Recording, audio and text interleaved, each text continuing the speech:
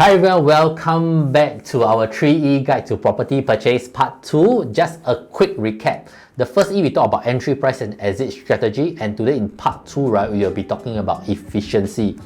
Efficiency not just in terms of price savings, but to me I feel efficiency is more about maximizing the property purchase value based on the budget you have. My name is Sherwin. Once again, let me break it down for you. So when it comes to efficiency, right, there's actually 4 parts to it.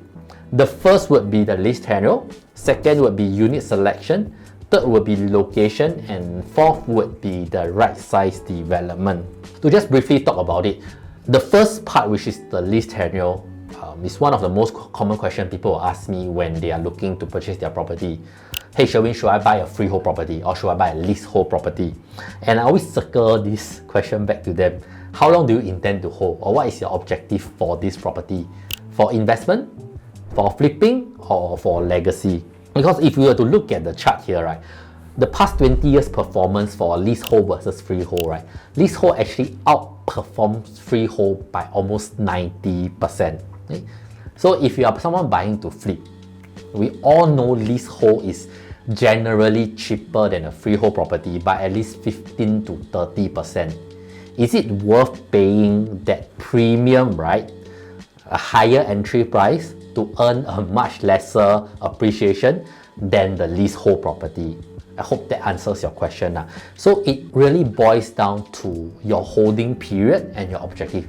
Of course, if you say, Sherwin, I want to buy something that the value will hold for an infinite amount of time so that I can pass on to my kids, my grandkids, or my great-grandkids, then by all means go for a freehold property. Okay. The second part would be unit selection. When it comes to unit selection, the first 3 things that always come into people's mind is whether should I buy premium facing, pool facing, reservoir facing, sea view, whether should I buy a higher floor or lower floor, and what type of floor plan should I be going for. The first 2, facing, high floor, low floor, has a more emotional aspect to it, and buying a better or facing or higher floor might give you a bigger pool of buyer in the resale market, but it also depends on the purchase price that you are paying or the premium that you are paying upfront. Okay, and for floor plan is the same as well. Let's look at this example. 2 units at Treasure at Tampines, both bought around during launch day, during their preview period. One is a higher floor 3-bedroom unit, but it is slightly smaller. The other is a bigger 3-bedroom unit, and the floor level is slightly lower. The price difference for the bigger floor unit is only $10,000. And if we look at the difference in layout, right, smaller one is 915 square feet, bigger is 1087 square feet. The 1087 square feet, right, dining is the same, but the difference, right, is in the kitchen and the yard area. And if you were to ask yourself this, who would buy a 3-bedroom in the resale market? Usually it would be a small family, right, or 3 or 4 people staying, and they will usually need what? A store area and a proper kitchen area for home cooking, zi cha style. And this difference in the floor plan efficiency, right, actually do translate in the resale market, because when they were being sold, right, the bigger unit with a more efficient layout, right, actually sold for $390,000 more in profit.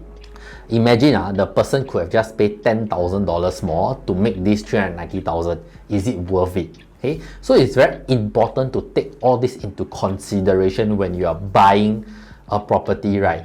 Whether that premium that you are paying in this sense for a bigger property, $10,000, will translate to a more tangible profit in the future. If the premium is too large, like in this case, if it's $300,000, right, then it doesn't make sense. You pay $300,000 more just for an enclosed kitchen. Yeah, but in this case, it's just $10,000. Okay, and thirdly would be location. When it comes to location, people always talk about MRT, talk about school, talk about convenience. But to sum it all up, right, it's more about lifestyle efficiency. It encompasses all. Can I get my groceries just downstairs? Can I walk to the MRT? And whether I'm in a mature estate or a developing estate. If you can pay premium to stay in a mature estate for all the convenience, or you can get a better tenant pool, why not? But if you do not have that amount of budget, why not consider buying into a developing estate like Tengah, where everything is like ready but not yet ready, but you know everything will be ready in the future, and you can stand to benefit, right, when everything is already developed. So it really depends on which stage of your property cycle you're at and what is your objective. Okay, and lastly would be the size of the development. Putting emotional value aside, some people prefer a smaller boutique development with like 20-30 units, so they don't even get to see their neighbors lah, as compared to those that want more well-rounded facilities. Condos, which are generally around 400 to 600 units, right, will perform better than smaller units or those mega-sized developments. Not say always, but it's just a rule of time lah. Why so? Because the small units, right, they have very few transactions over the years, because the volume of the condo itself is really not that much, which makes pricing very opaque, and bank may be very conservative on their valuation because there's no transaction ma. So the prices for small development, right, it doesn't appreciate as much. And secondly, the demand for it, right, because of the lack of facilities, right, doesn't appeal to the mass market. So your resale demand is weaker, your valuation is not in line with the market trend. So generally, unless you're a very emotional person that value your privacy, I will tend to ask people to avoid small development as much as possible.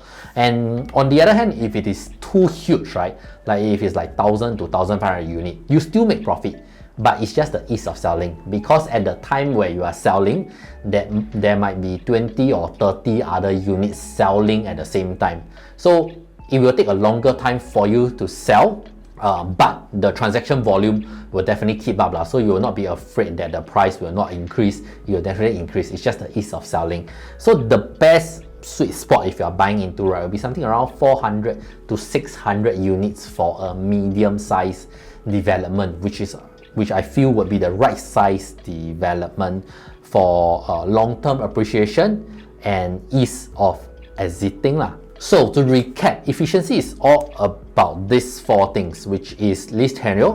It has to match your holding period and objective. Secondly would be unit selection. Is it worth paying more for a better layout, better facing, or higher floor, or is it not worth paying for the premium?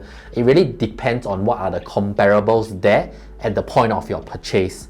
Thirdly would be location, whether you want to buy into a developing area or you want to buy into a more mature estate. And lastly will be finding a right size development that balance liquidity and competition, which is price appreciation and ease of selling lah. And that's all for our second E, which is efficiency. And in the last part of our series, right, which is the third E, we will be talking about emotion, which is something that is not very commonly talked about in Singapore property market, because we are all very focused on making money, and money. But that's all for the video today. If you like our video, do remember to like, share and subscribe.